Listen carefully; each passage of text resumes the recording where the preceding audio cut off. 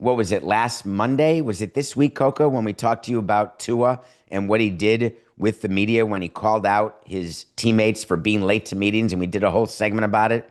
And it's just a total mess in Miami. Did you see what Miami did yesterday? It can't be. It can't be that they made Tua meet the media again yesterday and apologize. And it can't be that if they were going to make him apologize for what he said about calling out the leadership of the team, and then Mike McDaniel saying, hey, I didn't really hear what he said, but then Mike McDaniel, the coach, saying, well, I did hear what he said, and I think that was the wrong forum for him to say it. Now I know. And then we had a meeting, and we met, and we're good. We're focused on the Browns. Remember all that crap? Why is it on Wednesday that Tua would take the podium and say, I've made a mistake, and I'm owning up to that right now?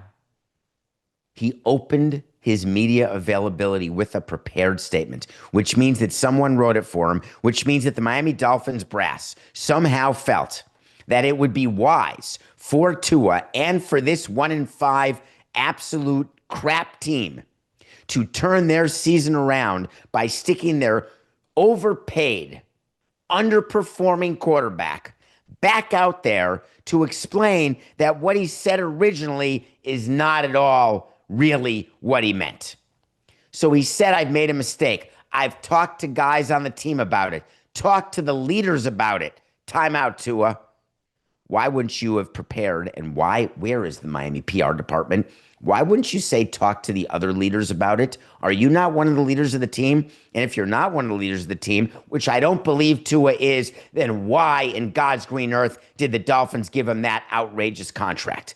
You don't get to make fitty and not be a leader of the team. Doesn't work. But Tua talked to the leaders about it. They know my heart. Yeah, they do know your heart, Tua. They know that the intent was right. This is still Tua talking in a prepared statement. The intent can be right, but when things get misconstrued or however the media wants to portray it, that leaves a void of silence and a lot of questions for the guys on our team. Timeout.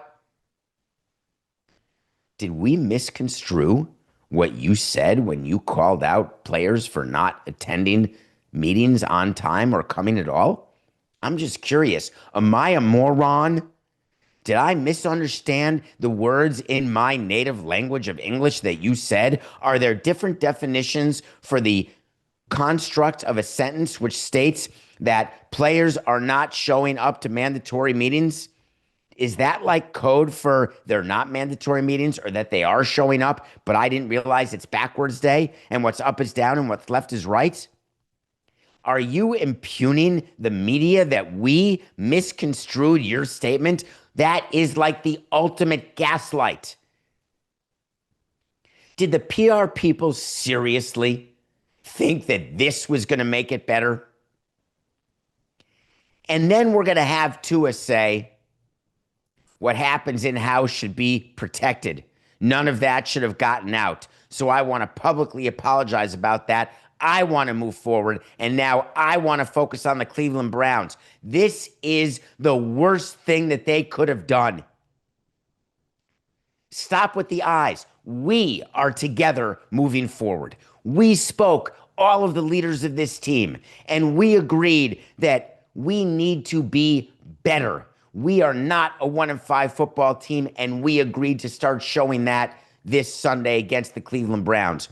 We sat down as a team and we banded together arm in arm as a group of men with one common purpose, one common goal. That's the message I wanted to give out there to our fans. Stop talking to the media. Stop saying that the media misconstrues. Stop using I.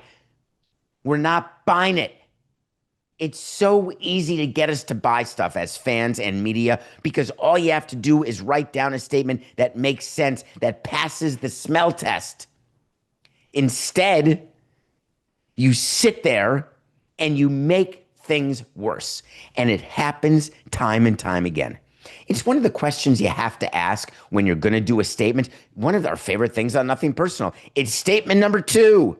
Statement number one was absolute horse hockey. So we got to come out with statement number two. Now it's going to be embarrassing because statement number one will be totally different than statement number two. And then we got Samson dealing with it. But let me tell you, I'll get you every time because it's not that I'm this smart PR guy, it's that it just makes sense.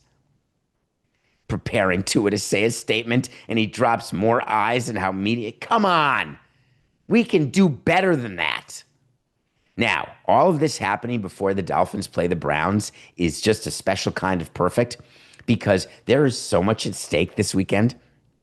Coca, if the Dolphins go out and crap the bed and lose to the Browns, then what are the statements going to be? Then what are the leaders going to say? But if they come out and crush the Browns, which they should, even though the line is teensy tiny, then you get to say, look, we are lockstep. We are locked in. This season isn't over. We're looking at 11-6. We can do this.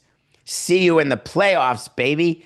It's all about the possibility of beating this team. So it's the old story. You're going to do a team meeting, do it before you face crappy pitching the next day so you can claim the team meeting worked. All this happening before playing the Browns, it's perfect. On the other hand, if the Dolphins lose, that's going to be outstanding.